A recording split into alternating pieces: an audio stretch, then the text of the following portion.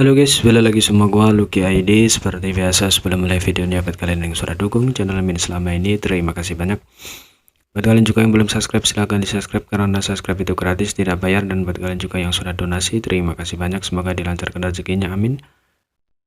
Sebelum mulai videonya, alangkah baiknya untuk kalian like video ini, hitung-hitung uang parkir ya guys. Oke, tanpa basa-basi kita bacain novel Martel Pack chapter 5745. Sini diceritakan dalam kehampaan kedua aurak bertabrakan dan pertempuran berlanjut. Setiap langkah yang dipenuhi dengan darah dan dia dalam kondisi yang menyedihkan. Menghadapi episode Royal Lot secara langsung seperti ini dia masih bukan tandingannya, terutama ketika episode Royal Lot bernama Mengkoe ini adalah episode Royal Lot yang berpengalaman. Bukan seseorang yang baru lahir dan belum membiasakan diri dengan kekuatannya. Kekuatan yang bisa dia tunjukkan hampir sama dengan milik Monaye. Setiap kali mereka bertabrakan itu hampir merupakan pukulan telak bagi kekuatan Yangkei. Yangkei mundur lagi, sosoknya melayang seperti perahu tunggal yang mengambang di lautan badai, siap terbalik kapan saja. Dua dao besar waktu dan ruang telah didorong ke batasnya dan konsep dao di sekitar tubuhnya terpelintir. Mengandalkan kemampuan dao besar waktu untuk memprediksi pergerakan musuh dan kemampuan ruang besar dao untuk bergerak. Bayangan naga emas melilit tubuhnya dan lapisan sisik naga halus muncul di kulitnya. Menghadapi lawan yang begitu kuat, gaya bertarung Yangkei benar-benar defensif.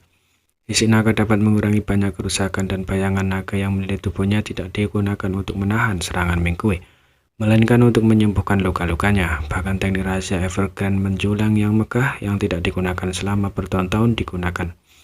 Sebuah pohon yang menjulang turun dari langit dan menyelimuti sosok Yangkei. Cabang-cabangnya melepaskan vitalitas yang kaya. Teknik rahasia ini adalah kombinasi dari efek pertahanan dan penyembuhan. Tetapi di bawah pemboman dari Raja Pesodo, jumlah perlindungan yang dapat diberikannya kepada Yangkei sangat terbatas. Untungnya teknik rahasia ini yang ditenagai oleh esensi pohon abadi memiliki efek penyembuhan yang luar biasa. Sebanding dengan kekuatan Vina Naga, di tengah pertempuran sengit ini Mengkoe juga dengan cepat menemukan titik ini meskipun dia tidak tahu apa yang digunakan oleh kemampuan ilahi Yangkei. Luka di tubuhnya sembuh dengan kecepatan yang terlihat. Ini menyebabkan alis Mengkoe sedikit berkerut, metode Yangkei berbahaya. Dan vitalitasnya yang ulet benar-benar mengejutkan. Perbedaan kekuatan di antara mereka hampir luar biasa. Namun dia tidak dapat menghabisinya dalam waktu singkat, menyebabkan Mengkoe menjadi lebih kejam. Dia tidak punya pilihan selain mengalihkan sebagian perhatiannya untuk menyelidiki keberadaan monster leopard. Menurut kecerdasan yang dia terima dari berbagai medan perang, kekuatan monster leopard ini luar biasa, dan karena berasal dari mercenaries, ia memiliki kemampuan bawaan untuk menyembunyikan dirinya. Setelah menggunakan kemampuan bawaan ini, itu tidak menjadi hampir tidak terlihat, dan ketika tiba-tiba menyerang itu tidak bisa diremehkan. Ini juga merupakan bagian dari rencana Yangkei. Sejak awal dia memberikan Thunder Shadow menyembunyikan dirinya untuk menahan pikiran Mengkoe.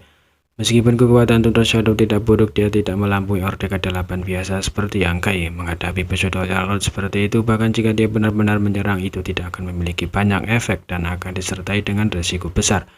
Jadi daripada bertarung, lebih baik bersembunyi. Hanya kartu truf yang belum digunakan yang akan membuat musuh merasa takut. Mengkoe berpikir bahwa Thunder Shadow telah bersembunyi di dekatnya, menunggu kesempatan untuk meluncurkan serangan diam-diam. Tetapi pada kenyataannya ketika Yangkei memutuskan untuk bertarung dengan Mengkoe, itu sudah menghilang di kejauhan. Arah yang dia tuju adalah persis di mana Yangkei merasakan gelombang susulan dari pertempuran antara ras manusia dan monster klan tinta. Mengkoe telah mengancam Yangkei dengan kata-katanya, memaksa Yangkei untuk menghadapinya secara langsung. Meskipun sepertinya Yangkei telah jatuh ke dalam kerugian besar, situasi ini sudah sesuai dengan harapan Yangkei, jadi dia secara alami memiliki cara untuk menghadapinya. Ada dua sisi untuk segalanya, Master Ras Manusia Orde ke-8 yang bertarung dengan tua Episode Royal Lot Klan Tinta. Meskipun Mengkoe memiliki kualifikasi untuk mengancamnya, bagaimana mungkin Yangkei tidak memiliki kemampuan yang sama. Dalam pertarungan 1 lawan 1, Yangkei memang bukan tandingan Mengkoe. Tetapi dengan bantuan para Master Orde ke-8 ini, berurusan dengan Mengkoe tidak akan menjadi masalah. Jika dia ingin mencapai ini, dia harus membantu Master Orde ke-8 ini terlebih dahulu. Oleh karena itu, Thunder Shadow pergi menggunakan kemampuan bawaannya untuk menyembunyikan auranya. Ia terbang menuju medan perang tanpa suara. Dari kejauhan dia bisa merasakan kekuatan dunia melonjak dan bertabrakan dengan kekuatan tinta yang melonjak.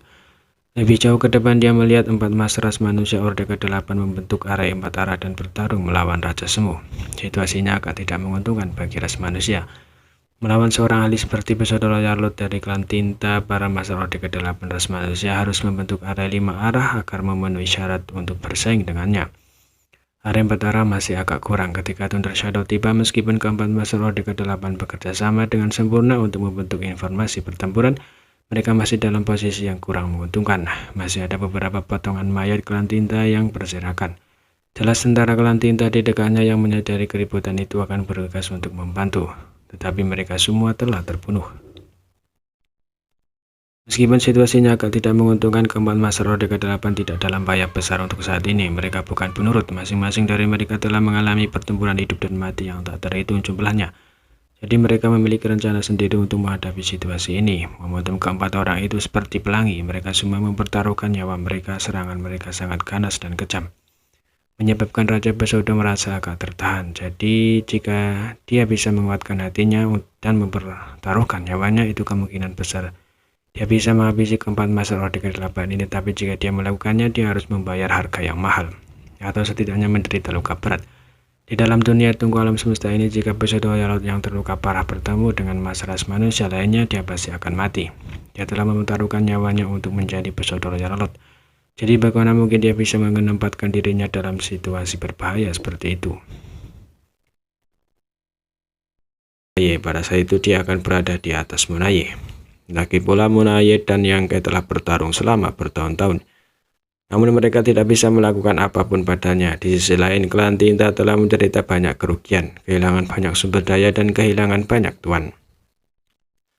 Jika dia bisa membunuh Yangke, bukanlah itu berarti dia lebih kuat dari Munaye. Namun dia segera menyadari bahwa membunuh Yangke bukanlah masalah sederhana.